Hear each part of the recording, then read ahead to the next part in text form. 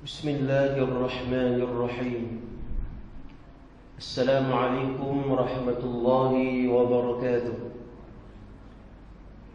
الحمد لله رب العالمين، والصلاة والسلام على أشرف الأنبياء والمرسلين وعلى آله وصحبه أجمعين. قال رب اشرح لي صدري ويسر لي أمري واحلل عقدة من لساني يفقه قولي. فقال الله تعالى في كتابه العزيز: أعوذ بالله من الشيطان الرجيم، رب قد آتيتني من الملك وعلمتني من تأويل الأحاديث فاطر السماوات والأرض أنت ولي في الدنيا والآخرة توفني مسلما وألحقني بالصالحين. صدق الله العظيم. Muslimin muslimat yang dirahmati oleh Allah, sebelum kita meneruskan pembacaan sirah kita pada malam ini, Ar-Rahiqul Makhtum Mubarak Furi, suka untuk saya mengajak terutamanya diri saya sendiri dan juga tuan-tuan sama-sama kita merenung bagaimana rintihan Nabi Yusuf alaihi salam, doa Nabi Yusuf alaihi salam kepada Allah Azza wa Jalla. Rabbi qad ataitani minal mulki wa 'allamtani min ta'wilil ahadith. Yang berbunyi, ya Allah, ya Tuhanku, sesungguhnya kamu telah menganugerahkan kepadaku sebahagian kerajaan kepadaku. Tuan-tuan, kita tahu, kita belajar dalam ilmu kisah para anbiya, Nabi Yusuf alaihi salam ini Allah bagi kat dia jawatan besar, ya, memegang atau mentadbir sebuah negara di negara Mesir. Itu pentadbiran yang besar. Kalau istilah pada hari jadi Perdana Menteri. Hebat dia. Dan juga wa'allamtani min ta'wilil ahadith, dan Allah berikan hikmah dan juga sebahagian takwilan mimpi kepada Nabi Yusuf alaihi salam. Dalam arti kata yang lain, Allah berikan kebijaksanaan dalam mentakwil sesuatu perkara. Tuan-tuan, ada orang yang ada ilmu tapi dia tidak ada bijaksananya. Disebut dalam istilah al-hikmah. Ya, ada orang boleh berdakwah, semua boleh berdakwah, tetapi nak cari orang yang berdakwah dengan hikmah, hak ni mungkin susah kita nak cari. Ya, dengan bahasa yang dia guna, mungkin ilmu yang dia sampaikan itu sama ada ilmu itu benar-benar betul-betul memberi kesan kepada orang yang mendengarnya, ataupun sebaliknya. Ini hikmah yang Allah berikan kepada Nabi Yusuf alaihi salam. Dua benda ini. Yang ketiga, tuan-tuan sekalian, Nabi Yusuf alaihi salam Allah berikan kepadanya adalah rupa parah yang segak, yang cantik. Dan ini dirakamkan di dalam Al-Quran dalam surah Yusuf. Bagaimana wa atat kullu wahidatin minhun nasikina wa qalat ikhruj alaihim. Apabila dalam istana itu pelayan-pelayan wanita melihat Nabi Yusuf alaihi salam masuk dalam istana, ra'ainahu akbarnahu wa qatta'na aydiyahun. Ini Al-Quran. Bagaimana dapat tengok segak handsome-nya Nabi Yusuf ni sampai terpotong jari mereka. Kita kata, handsome sangat kau Ustaz sampai terpotong jari. Jangan duk tanya saya. Saya tak erti nak jawab. Ini ada dalam Al-Quran. Cerita ni tuan-tuan dirakam dalam Al-Quran, dan kita tahu bahawa Al-Quran itu bilafzul mutawatir. Dia tidak seperti hadis. Hadis dibagi kepada dua, hadithun ahad dan hadithun mutawatir. Hadis ahad, masih lagi diperbahaskan di kalangan para ulama sama ada hadis itu hasan, sahih ataupun dhaif dan sebagainya. Ini kategori para ulama hadis. Adapun Al-Quran, setiap lafaz Al-Quran itu bersifat mutawatir. Kalau ingkar satu huruf Al-Quran, fahuwa kafirah. Ini sebut Al-Quran. Cerita ini dirakamkan di dalam Al-Quran. Saya nak sebut bahawa pasal apa saya buat main cerita ni tiba-tiba nak cerita pasal Nabi SAW, tiba-tiba Syed Ihsan buat main cerita Nabi Yusuf. Saja saya buat main cerita ni tuan-tuan sebab nak buat satu analogi perumpamaan bahawa kita tengok dekat dunia kita pada hari ni tuan-tuan, manusia yang dia rasa hebat sangat dah. Nah, kalau dia kata jawatan paling besar, dah Nabi Yusuf lagi hebat daripada hang. Nah, kalau nak kata pengikut Nabi Yusuf, lagi ramai pengikut daripada beribu di hadapan dia. Ya, kalau nak kata segak, hang dengan Nabi Yusuf mana lagi segak Quran cerita pasal Nabi Yusuf. Nah, saya nak sebut bahawa kemuncak kenikmatan yang Allah bagi kepada seseorang. Nah, kemuncak kenikmatan. Nah, iaitu doa Nabi Yusuf alaihi salam, tawaffani musliman wa alhiqni bisalihin. Dua benda ni. Dalam erti kata yang lain, kalaulah kita cantik, kalau kita segak, tapi akhir hayat kita tu bukan kita mati dalam Islam, tak berjaya kita. Kalaulah kita kaya raya, kaya sangat ni, duit sampai tak tahu nak buat apa. Duit sampai tak tahu nak buat apa, kaya sangat ni. Nah, baru ni ada orang tengok dalam Facebook, gaji sebulan 100,000 lebih. Lebih daripada tu pun ada. Ya, kata, ya Allah, banyaknya gaji dia. Banyaknya gaji ni, tak tahu nak buat apa. Kan, kita nak sebut bahawa, tuan-tuan, kekayaan itu kalau akhir hayatnya mati bukan laisal mu'min wa laisal muslim, gagal dia. Sebab tu Nabi Yusuf AS kata, nikmat hak semua aku dapat ni, ya Allah, tawaffani muslimah, bagi aku mati dalam Islam. Pertama. Yang kedua, wa alhiqni bisalihin, ya Allah, golongkan aku di kalangan orang-orang yang saleh. Dua benda ni ya tuan-tuan. Nah, kalau kita handsome, kita kaya ke apa, jawatan besar macam mana sekalipun, kalau kita tergolong di kalangan orang soleh tuan-tuan, double kejayaan kita. Ini yang saja untuk kita merenung dan kita melihat bagaimana ayat Al-Quran ini, dan dirakamkan doa Nabi Yusuf alaihi salam, supaya kita sedar diri kita bahawa biarlah kita minta doa supaya akhir hayat kita mati dalam Islam, dan kita golongkan kita di kalangan hamba Allah yang saleh dan salihah. InsyaAllah, mudah-mudahan mukadimah itu memberi manfaat yang banyak kepada kita, insyaAllah. Tuan-tuan sekalian, kita sambung pembacaan sirah kita pada malam ini, Ar-Rahiqul Makhtum, Safiur Rahman Mubarakfuri. Tuan-tuan sekalian, pada pertemuan yang lepas kita dah cerita bagaimana saat seksaan yang semakin dahsyat misi menghabiskan Nabi SAW, dan kita tahu anak kepada Abu Lahab ni tuan-tuan, dia buat dia duduk depan Nabi dan terus dia mengatakan bahawa wan najmi idza hawa thumma tada fatadalla. Dia kata depan Nabi, aku tak beriman dengan ayat ni. Dia tak beriman. Bahkan dalam riwayat yang sama, dia menyakiti fizikal Nabi SAW. Lalu Nabi doa, Allahumma sallit alaihi kalban min kilabik.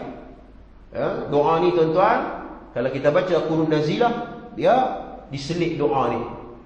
Diselit doa ni, Allahumma sallit alaihi kalban min kilabik. Doa ni sebenarnya cerita pasal apa?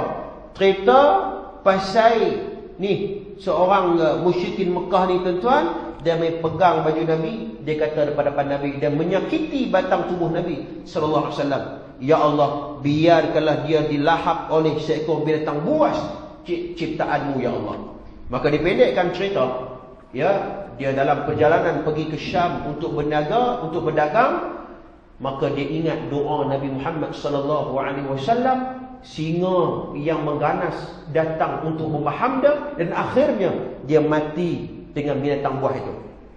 Maka makbul dan mustajab doa Nabi Muhammad SAW. Baik, kemudian kita tengok tuan-tuan, kita tengok keislaman Sayyidina Hamzah 151. Di tengah keadaan yang diselimuti oleh mendung kegelapan dan kezaliman, tiba-tiba berkelip sebuah kilauan cahaya yang menerangi jalan orang yang teraniaya.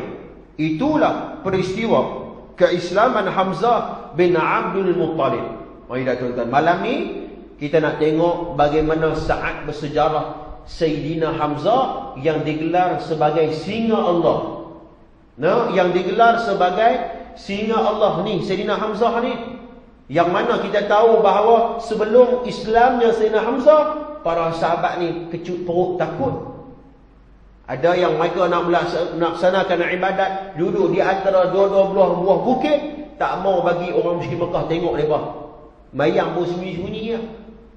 Nah, sembayang pun sembunyi-sembunyi, takut mereka kena seksa dan sebagainya. Tak ada kekuatan.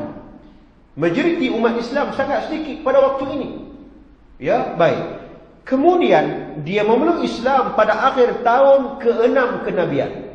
Jadi kita tahu bahawa umur Nabi pada saat ini, bila Nabi Sayyidina Hamzah Islam, umur Nabi 46 tahun. Jadi malam ni kita dapat jawapan. Bila Sayyidina Hamzah Islam, umur Nabi 46 tahun. Nah, baik. Kebanyakan menyebutkan bahawa dia memeluk Islam pada bulan Zulhijjah. Baik. Penyebab keislaman Hamzah dapat dipaparkan seperti berikut. Pada satu hari Abu Jahal bertemu Nabi SAW di Bukit Safa. Dia menyakiti dan menganiaya baginda. Tetapi Nabi SAW hanya diam, tidak bercakap apa-apa. Kemudian dia memikul kepala baginda dengan batu hingga terluka dan berdarah. Selepas itu dia pernah meninggalkan baginda, menuju tempat berkumpulnya orang-orang Quraisy berdekatan Kaabah, dan dia duduk bersama dengan mereka. Ini dah tuan-tuan ni. Sebelum keislaman Sayyidina Hamzah, cerita ni, peristiwa ni berlaku dulu. Peristiwa apa? Abu Jahal ni tuan-tuan, dia duduk dekat Bukit Safa, dia ambil ketir batu, ya, dia baling dekat Nabi SAW sampai berdarah. Ni Abu Jahal. Tuan-tuan pergi dekat lepas ni kalau Saudi bagi kita pergi Mekah, kerajaan Malaysia pergi Mekah, beri ke Nabi SAW, tuan-tuan, Abu Jahal ambil ketir batu, tenggalung kat Nabi sampai berdarah. Itu cerita dia. Bila dia buat dekat Nabi berdarah, tuan-tuan, Nabi senyap dia. Kekuatan majoriti umat Islam tidak ada. Jagoh-jagoh tokoh-tokoh utama umat Islam belum lagi memeluk Islam pada ketika ini. Ya. Baik. Kemudian Abu Jahal bila buat lagu tu, dia pergi kat geng dia. Dia pergi, dia menjatuhkan Nabi Muhammad SAW. Ini perangai Abu Jahal. Sebab tu kita jangan duk tiru perangai Abu Jahal ni tuan-tuan. Duk menjatuhkan orang, duk pergi tak tentu halang. Orang nak buat baik, kita pelekeh. Ni semua perangai Abu Jahal. Kita jangan duk tiru perangai ni. Dia ambil dia pergi dekat geng dia hina Nabi SAW. Tak cukup sampai dekat tu. Baik. Seorang bekas hamba perempuan Abdullah bin Jada'an, ya, At-Tayyimi, melihat keadaan tadi ketika dia sedang berada di rumahnya di Bukit Safa. Tuan-tuan ingat tak nama Abdullah bin Jada'an? Dia, tuan-tuan, sebelum Islam, yakni sebelum Nabi menjadi Rasul, pada waktu itu umur Nabi sekitar 15 dalam 15 tahun begitu umur Nabi terlibat dalam satu perjanjian dan disebut sebagai Al-Hafdul Fudul. Perjanjian Al-Fudul. Pada umur Nabi 15 tahun. Perjanjian tu buat tang mana? Buat dekat rumah Abdullah bin Jada'an At-Tayyimi. Ni buat kat rumah ni. Cerita dia tuan-tuan, Abdullah bin Jada'an ni ada hamba perempuan. Ada hamba perempuan. Dan hamba perempuan Abdullah bin Jada'an At-Tayyimi, dia tengok tuan-tuan peristiwa yang berlaku kepada Nabi SAW. Depan mata dia sendiri. Depan mata dia tengok Allah berlaku. Berlaku begitu dekat Nabi. Tidak lama kemudian Hamzah baru pulang daripada berburu dan masih menyandang busur panahnya sampai di Bukit Safa. Perempuan itu menceritakan perbuatan Abu Jahal seperti yang dilihatnya oleh Sayyidina Hamzah. Itu cerita dia tuan-tuan. Sayyidina Hamzah baru balik daripada memburu. Baru balik daripada memburu binatang, memburu burung dan sebagainya. Duk ada lagi busur nak panah kat dia ni.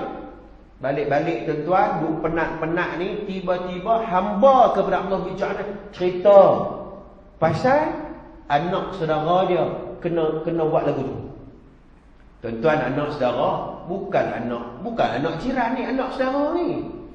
Anak saudara.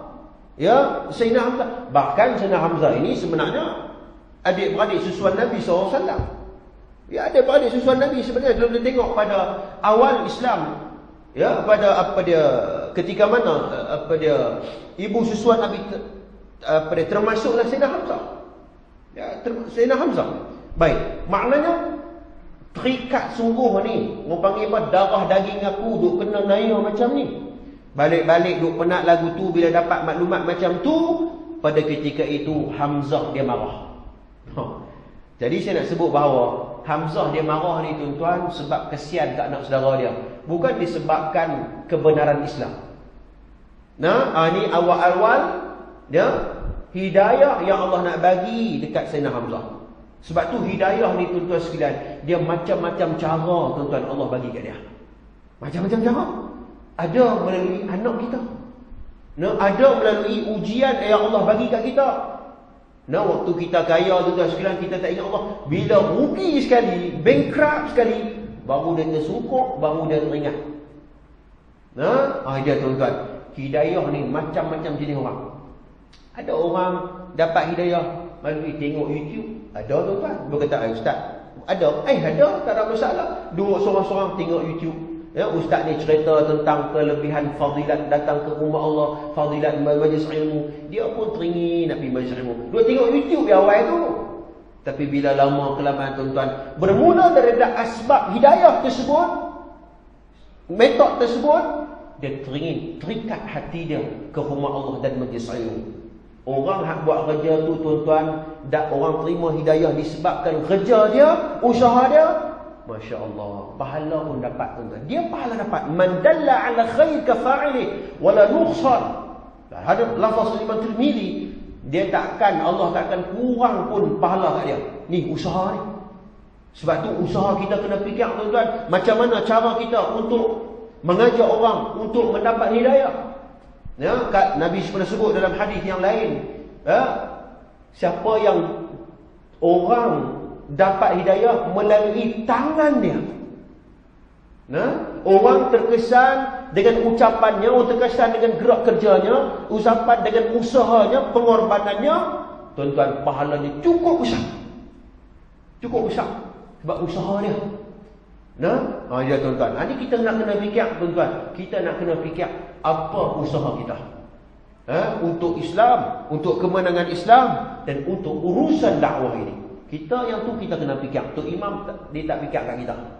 EJK Masjid tak fikir kat kita. Kita yang secara sukarelawan memberikan sumbangan tenaga dan sebagainya untuk dakwah ini. Tuan-tuan sekalian, baik. Kemudian dia memang pemuda Quraisy yang paling kuat dan paling mudah tersentuh emosi jika ada orang yang mengganggu harga diri kaumnya. Ini Sayyidina Hamzah. Punyalah dia ni orang yang gagah perkasa. Tuan-tuan sekalian, bahkan kalau kita tengok dalam siri-siri jihad yang turut serta oleh Sayyidina Hamzah tuan-tuan, kalau dia rebah saja pedang Sayyidina Hamzah tuan-tuan, depan dia tersungkuk dan mati Sayyidina Hamzah. Dan kita tahu bahawa Sayyidina Hamzah ni gugur syahid ni disebabkan orang di belakang dia. Kalau main depan-depan ni tuan-tuan, face to face depan-depan ni, minta maaf banyak, memang kalah orang tu. Ini disebut dalam riwayat yang sahih, cerita tentang dalam bab peperangan Uhud. Tapi disebabkan ada sedikit penipuan ketika mana duk bergaduh pada Sayyidina Hamzah bertempur dengan tentera musyrik Mekah, ada orang main tikam ke belakang dia. Orang panggil hak duk baling tombak tu, main kat belakang dia, pergi baling kat belakang dia. Tapi kalau hang main depan-depan dengan Sayyidina Hamzah, berdepan bertempur dengan Sayyidina Hamzah, confirm hang kalah. Kegagahan Sayyidina Hamzah itu, orang yang berani, dan dia tak boleh tengok adik-beradik dia, sanak saudara dia, kabilah dia, kena diganggu oleh orang lain. Dia tak boleh tengok yang tu. Dia berlari dengan cepat menuruni Bukit Safa. Bila dengar lagu tu tuan-tuan, dia punyalah marah, dia turun daripada Bukit Safa tu. Tidak berhenti walaupun sebentar, walaupun bertemu dengan orang lain. Tu dia punyalah marah, dia pun nak cari siapa yang buat dekat Muhammad ni. Dia tak tahu yang dia buat tu dekat anak saudara tu. Dia turun, dia pergi cari siapa pun. Kalau orang tegur dia pada waktu tu, dia tak nyaut. Punyalah dia marah sungguh Sayyidina Hamzah ni. Dia telah bersedia untuk bertemu Abu Jahal untuk mengajarnya. Mana Abu Jahal? Tu dia tuan-tuan. Baru hang bertemu kuku dengan wah. Baru hang tahu. Nah, Sayyidina Hamzah ni lagu mana? Turun Sayyidina Hamzah. Bertemu dengan Abu Jahal. Setelah masuk ke masjid, Hamzah terus berdiri di hadapan Abu Jahal. Terus duduk depan-depan Abu Jahal. Ini baru hang berakai. Nah, baru hang jumpa siapa dia? Baik, bila bertemu berhadapan dengan Abu Jahal, dia berkata kepadanya, "Hai manusia." Hai manusia. Saya tak mau sebut perkataan ni. Perkataan ni agak kurang baik. Nah, ini perkataan ya, maknanya mungkin belum ditarbiah oleh Nabi SAW. Tuan-tuan boleh buka dalam kitab tuan baca sendiri. Hai manusia, berani sekali kamu bertindak kejam terhadap anak saudaraku, padahal aku berada atas agamanya. Dia mengaku terus. Ni, hang nak buat apa ke anak saudara aku ni? Aku hari ni memeluk Islam. Itu yang abang kata Sayyidina Hamzah ni. Itu yang nak kata bahawa Sayyidina Hamzah ni. Dan kita ni tuan-tuan, bila mana kita melihat karakter-karakter para sahabat, al-fudala'u sahabah, kita kena contoh. Sahabat ni tuan-tuan, ada mereka yang tegah. Dalam bab kebenaran, mereka tak ada kompromi. Kita kena tiru panggil ni. Ada juga sahabat Nabi tuan-tuan, amboi, lembut suruh. Bila dia bercakap dengan orang tuan-tuan, cukup lembut. Termasuklah Sayyidina Abu Bakar As-Siddiq radhiyallahu anhu. Karakter-karakter yang pelbagai di kalangan para sahabat ni tuan-tuan. Sirah ni tercatat dalam sirah tuan-tuan untuk kita belajar. Untuk kita mempelajari dalam hidup kita ni tuan-tuan. Supaya apa? Supaya dalam soal kebenaran kita tak ada kompromi. Itu kita kena ada panggil tu. Dan juga kalau benda tu salah, kita kena maknanya kita kena perjuangkan kebenaran tersebut. Muslimin mukminin yang dirahmati oleh Allah Subhanahu wa taala. Baik. Kemudian Hamzah memukul Abu Jahal dengan busur panahnya hingga terluka parah. Kawan baru balik daripada memburu, busur nak panah pun tak buang lagi. Terus dia pergi cari Abu Jahal, dia ambil busur Nabi, dia pergi katok Abu Jahal. Sebab hampir baling ketua batu kat Nabi Muhammad SAW dengan berdarah. Perkara ini menyebabkan orang daripada Bani Makhzum, keluarga Abu Jahal dan orang daripada Bani Hashim, keluarga Hamzah datang ke tempat tersebut. Ni maknanya tuan-tuan, keluarga Abu Jahal pun main sekali. Kononnya nak backup Abu Jahal. Kononnya nak backup Abu Jahal. Abu Jahal kena ni. Dan juga keluarga daripada Bani Hashim, kumpulan sebelah Sayyidina Hamzah pun main turun sekali. Dia beradik pakai turun habis ni. Apa yang duk berlaku ni? Kan? Sayyidina Hamzah pergi pukul, dia guna busur nak panah kepada Abu Jahal ni. Abu Jahal berkata kepada kaumnya, biarkan Abu Imarah ini. Ya, sesungguhnya aku telah melecehkan anak saudaranya dengan penghinaan yang sangat teruk. Mana apa tuan-tuan? Dia angkat tangan. Dia kata, hang tu sodok lawan. Hang tu sodok lawan dengan Hamzah. Sebab aku yang cari pasal dulu. Kata Abu Jahal. Aku yang cari pasal dulu. Aku yang mempelekehkan anak saudara dia. Lari tak apa. Kita bagi kira selesai dekat ni ialah Abu Jahal. Dia nak bagi selesai. Keislaman Hamzah pada mulanya hanya kerana pembelaan terhadap kaum keluarganya. Saya nak sebut bahawa Abu Jahal ni rupanya penakut. Dia sembang kemah ya. Dia boleh buat dekat Nabi. Sebab Nabi pada waktu tidak ada lagi tokoh-tokoh besar di hadapannya. Ya, Omar belum lagi memeluk Islam, Hamzah belum lagi memeluk Islam, dan hari ini kamu berdepan dengan Sayyidina Hamzah. Terus yang kejut. Terus yang takut. Dan kita tahu bahawa ya, jika mereka membunuh Nabi Muhammad SAW pada saat ini Nabi di bawah jagaan Abu Talib. Dan keturunan Bani Abdul Manaf, keturunan Bani Hashim, tuan-tuan sekalian, dia takkan biarnya, takkan lepas punya siapa yang bunuh Nabi Muhammad SAW, walaupun mereka belum memeluk Islam. Sebab ketaksuban ataupun sebab tebalnya semangat perkauman itu di kalangan bangsa Arab. Ini tuan-tuan, saya nak sebut bahawa beginilah Sayyidina Hamzah detik dia memeluk Islam disebabkan dia kesian tengok apa dia Nabi Muhammad anak saudara dia kena lagu tu. Baik. Kemudian ya, dengan keislamannya keadaan umat Islam menjadi lebih kuat. Allahu Akbar. Sebab tu tuan-tuan sekalian, kalau kita tengok dalam ad-da'wah al-marhalatul ula, dakwah sirriyah. Pada peringkat yang pertama, Nabi berdakwah secara rahsia. Kita tengok macam mana Nabi pilih individu-individu yang berpotensi untuk mengembangkan Islam. Sebab urusan dakwah ni tuan-tuan, dia kena ada strategi. Dia kena ada perbincangan, dia kena ada penyusunan. Bukan mereka nak buat, kita buat. Bukan dia. Nabi tengok dulu siapa yang berpotensi dalam mengembangkan Islam ini. Pada awal dakwah Islam, Nabi tengok, pertama Sayyidina Ali. Sebab dia budak kecil, dia pun jenis dengar cakap, dia pun cepat menghafaz. Dan juga individu yang seterusnya, Sayyidina Abu Bakar As-Siddiq. Sebab apa? Sebab dia ni tuan-tuan, kalau dibentangkan kebenaran di hadapan Abu Bakar, dia akan berpihak kepada kebenaran. Walaupun ia bukan datang daripada kumpulan dan juga keturunannya. Aidah tuan-tuan, ni panggil Abu Bakar ni. Bila mai saja kebenaran, aku akan berpihak kepada kebenaran. Sebab orang Mekah ni tuan-tuan, walaupun Nabi cerita dah benda ni betul, hak ni salah, dia berkata tak, hang tu suruh murung Muhammad. Sebab tutup nenek moyang kami, khatir tahun dah duk suruh kami semua berang. Tiba-tiba hang mai, hang terus dia menyesatkan ataupun menyesatkan berhala-berhala kami. Ini orang yang tak terima kebenaran. Nabi tengok ini potensi besar Abu Bakar, dan ramai orang yang memeluk Islam di tangan Abu Bakar. Seumpama Talhah bin Ubaidillah, seumpama seperti Abu Ubaidah Al-Jarrah, Abdul Rahman bin Auf, Sayyidina Utsman ibn Affan. Pada awalnya mereka memeluk Islam di tangan Sayyidina Abu Bakar As-Siddiq radhiyallahu anhu.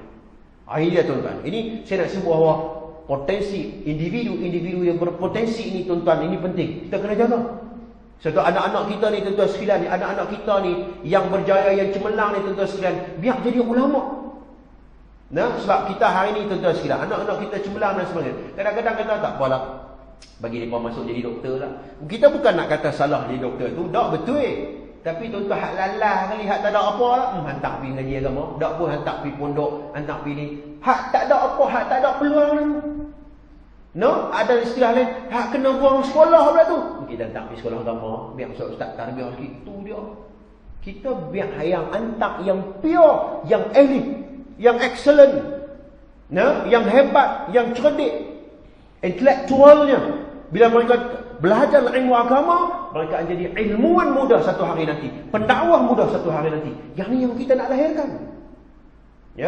Bukannya cukup-cukup makannya, balik-balik Malaysia dia jadi pendakwah. Bila orang tanya dia hukum dan sebagainya, dia mereka cerita. Kita tak mahu hak tu. Aidah tuan-tuan, ini perjuangan kita, perjuangan umat Islam kita, supaya pejuang-pejuang agama kita ini mempunyai potensi yang besar untuk memimpin umat ini. Muslimin mukminin yang dirahmati oleh Allah Subhanahu wa taala. Baik, kemudian pada malam ini juga tuan sekalian, kita akan tengok bagaimana sejarah keislaman Sayyidina Umar bin Al-Khattab radhiyallahu anhu. Masih dalam suasana yang diselimuti oleh mendung kegelapan dan kezaliman. Tiba-tiba berkelip sebuah kilapan cahaya yang lain, yang kilatannya lebih dahsyat dan lebih terang daripada yang tadi. Itulah keislaman Umar bin Al-Khattab radhiyallahu anhu. Itu dia tuan-tuan. Malam ni dua individu besar ini kita akan cerita bagaimana saat keislaman ini. Aidah tuan-tuan. Dia memeluk Islam pada bulan Zulhijjah tahun ke-6 kenabian. Maknanya umur Nabi pun dalam lingkungan 46 tahun juga. Bila Sayyidina Hamzah memeluk Islam, tak lama lepas tu Sayyidina Umar pula memeluk Islam. Para sahabat lagi semakin bersemangat. Para sahabat semakin bersemangat dan juga para sahabat semakin rasa segi kekuatan di kalangan mereka. Selepas 3 hari setelah keislaman Sayyidina Hamzah radhiyallahu anhu, 3 hari lepas tu, bukan 3 tahun 3 hari lepas tu Sayyidina Umar masuk Islam. Baik, sebelum itu Nabi pernah berdoa kepada Allah yang Azza wa Jal memohon keislaman Umar. At-Tirmidzi membawakan sebuah riwayat daripada Ibnu Umar yang disahihkan olehnya, yang dibawakan juga oleh At-Tabarani daripada Ibn Mas'ud dan Anas, bahawa Nabi Muhammad sallallahu alaihi wasallam pernah berdoa, Allahumma a'izzal Islam bi ahabbi hadhaini rajulaini ilaika bi Abi Jahlin atau bi Umar bin Khattab. Ini doa. Doa Nabi SAW. Nabi pernah berdoa, ya Allah, ya Tuhanku, kuatkanlah Islam dengan salah seorang daripada dua orang yang paling engkau cintai, ya Allah. Nabi sebut nama. Yang pertama bi Abi Jahlin. Pertama Abu Jahal. Abu Jahal ni tuan-tuan orang berpotensi ni. Abu Jahal bin Hisham. Dia orang berpotensi, dia ada pengaruh. Walaupun dia ni jahat dan hati kerah, tapi dia orang hebat. Ucapan dia didengari oleh kawan-kawan dia. Dia ada pengaruh. Kita boleh tengok dalam peperangan Uhud, dia di antara tokoh-tokoh besar yang menggerakkan musyrikin Mekah untuk terlibat dalam peperangan Badar. Ni Abu Jahal. Maknanya pengaruh. Kalau Abu Jahal ni memeluk Islam, tuan-tuan, Islam akan gunakan potensi dan bakatnya untuk perkembangan Islam. Akhirnya tuan-tuan, Nabi tengok dah, dua orang ni sangat berpotensi. Nabi berdoa, ya Allah, di antara dua ni siapa yang paling kau sayang, ya Allah, kau bagilah di antara dua ni memeluk Islam, kerana kami memerlukan bantuan daripada dua orang individu ini. Maka ternyata antara kedua-dua orang ini Allah lebih mencintai Sayyidina Umar Al-Khattab radhiyallahu anhu. Allah lebih sayang Sayyidina Umar. Tuan-tuan sekalian. Baik, ternyata setelah mencermati semua riwayat yang ada tentang keislaman Umar, kelihatan bahawa bersemayamnya Islam di dalam hatinya terjadi secara beransur-ansur. Namun begitu, sebelum saya paparkan ringkasannya, terlebih dahulu perlu saya tunjukkan tentang watak dan perasaan Umar di hari-harinya. Tuan-tuan sekalian, Sayyidina Umar ni orang yang tegak, ketegasan fizikal, ketegapan fizikal. Keteguhan yang kuat terhadap harga dirinya. Kalau orang cerca maruah dia, kalau orang buat meme dengan hina dia akan lawan balik. Ini Sayyidina Umar. Dia tak boleh orang nak pijak-pijak suka hati, orang nak plekeh-plekeh suka hati. No, itu bukan panggil Sayyidina Umar. Hang plekeh aku, hang silap. Ini panggil Sayyidina Umar, tuan-tuan. Dia seorang individu yang sangat bengis, pantang dicabar. Di mana orang Islam mesti merasakan pelbagai seksaan daripadanya. Tuan-tuan, Sayyidina Umar pun boleh tahan juga dia seksa para sahabat pada awal sebelum dia memeluk Islam. Sebelum dia memeluk Islam. Dia tengok perasaan, dia tak boleh tengok, tuan-tuan sekalian. Dan sebenarnya dalam hati dia terjadi persaingan antara pelbagai perasaan yang saling bertentangan di antara satu sama lain. Tuan-tuan, kita duk tanya orang hak buat jahat ni, orang hak perangai tak elok ni, tuan-tuan, cuba tanya dia betul-betul. Tanya dia betul-betul, tuan-tuan. Dalam lubuk hati dia, tuan-tuan, sebenarnya, tuan-tuan, dia tak mau buat perangai tu. Dia tak mau pun, tuan-tuan. Sebab dia tahu dia sedang bertarung dengan diri dia. Sama ada aku nak pilih benda yang baik ataupun benda yang jahat. Dan dia tahu bahawa benda baik itu tetap baik dan hakikat kebaikan tersebut. Tuan-tuan sekalian, betul tak, tuan-tuan ni? Kita tanya orang masuk, orang yang buat kesalahan sebagainya, bunuh orang ke apa ke, mencuri, kita tanya dia, hang nak masuk syurga ke hang nak masuk neraka? Kita tanya jawab dua jawapan tu cukup. Orang hak baik ni, tuan-tuan, dia kan kata nak masuk syurga. Hatta kalau orang jahat pun dia kata, aku nak masuk syurga. Hang tahu pun hang masuk syurga. Syurga tu tempat untuk orang baik-baik saja. Syurga itu tempat orang yang saleh saja. Dia pun tahu. Sayyidina Umar Al-Khattab radhiyallahu an, tiap hari, walaupun mulut dia kata Islam ni jahat, Islam ni tak suka ni, Islam ni dia buat reka agama baru dan sebagainya, tapi sebenarnya dalam lubuk hati dia sedang berfikir.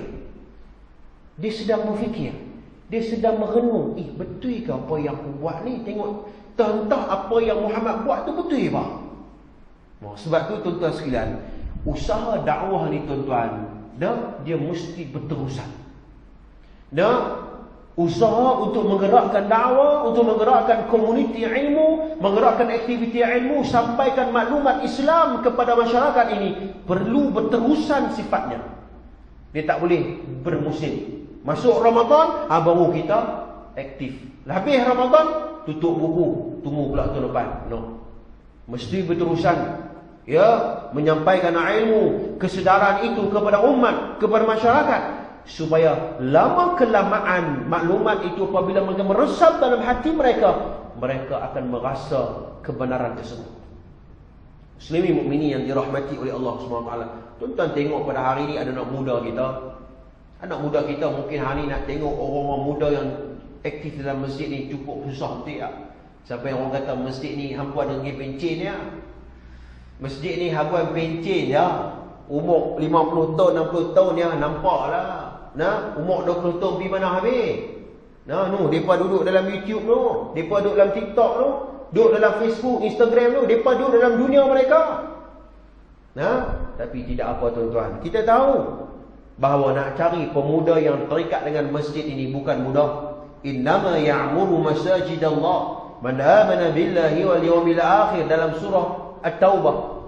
Sesungguhnya orang yang berimarah masjid, orang yang beriman kepada Allah dan beriman kepada hari akhirat, ilmu tentang maklumat tersebut tuan-tuan mestilah kita berikan kepada mereka.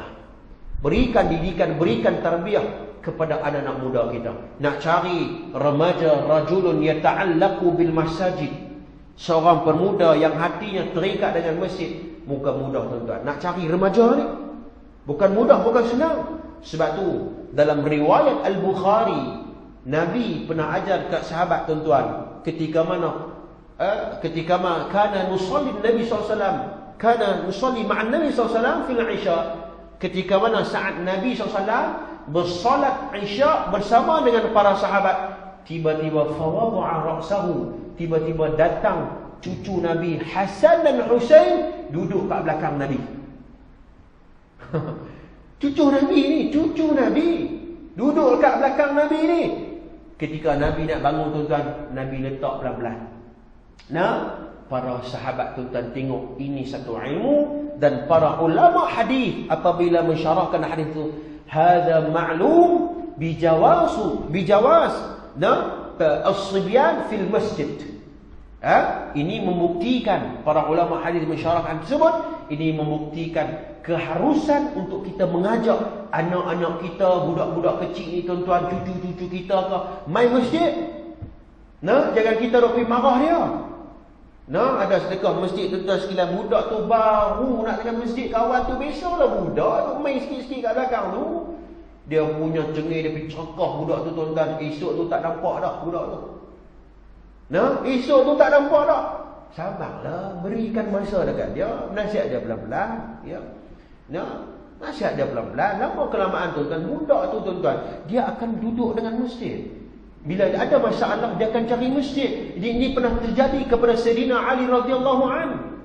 Ya, Sayyidina Ali radhiyallahu dalam riwayat Al-Bukhari, ketika mana Nabi pergi ke rumah Fatimah, tuan-tuan, Nabi tanya, aina di mana sepupu kamu? Sebab Sayyidina Ali dengan Nabi Muhammad SAW sepupu, dan Sayyidina Ali dengan Fatimah suami isteri. Di mana orang lelaki hang ni? Ya, maka Fatimah kata fil masjid. Ali duduk masjid. Ulama hadis kata pada saat ini Sayyidina Ali dengan Fatimah agak tegang dalam suasana rumah tangga. Benda tu biasa tuan-tuan. Nah, benda tu biasa, ketegangan sikit, ada bergaduh sikit, ada seronok sikit, gembira sikit dalam rumah tangga. Benda tu biasa, asam garam dalam rumah tangga. Bukan dia kata bila sahabat Nabi ni tuan-tuan semua seronok ya. No. Bukan. Nah, itu dia silap faham. Dia tak baca sirah. Sayyidina Ali pun tuan-tuan pernah bergaduh dengan Fatimah. Ini semua dalam riwayat Al-Bukhari. Fatimah kata fil masjid. Ali duduk masjid, duduk masjid. Maka Nabi SAW pergi cari Sayyidina Ali. Bila cari Sayyidina Ali, ya, Sayyidina Ali nampak Nabi masuk masjid. Pada waktu tu masjid zaman Nabi bukan macam kita ni tuan-tuan, dengan aircon, dengan apa kapet ni, pasang debu macam tu saja. Ya, bila Sayyidina Ali nampak Nabi SAW ni datang ke masjid, dia cuba bersihkan pakaian dia. Nah, kemudian kata Nabi, "Ijlis ya Aba Turab." Hai dah tuan-tuan. "Ijlis ya Aba Turab." Duduk wahai bapa debu. Sedang Sayyidina Ali suka dengan gelaran tersebut. Sayyidina Ali suka dengan gelaran yang diberikan oleh Nabi SAW. Saya nak sebut bahawa, apa yang saya nak sebut bahawa, yang saya bawa main dua riwayat ni tuan-tuan. Yang saya nak sebut bahawa para sahabat ni tuan-tuan, kalau dia ada masalah, dia akan cari masjid. Kalau diujikan ujian, Allah beri dia ujian berat dalam hidup dia, dia akan teringat masjid. Oh, dia muhasabah balik, rupanya aku lama dah tak pergi masjid. Ya, ini dia tuan-tuan, muslimin mukminin yang dirahmati oleh Allah Subhanahu wa taala. Ada pergi merata. Ada pergi merata tuan-tuan. Dia cerita pasal Sayyidina Umar ni, ada pergi cerita kat masjid. Tak apalah tuan-tuan. Yang penting tuan-tuan, kita dapat maklumat dan ilmu. Tuan-tuan sekalian.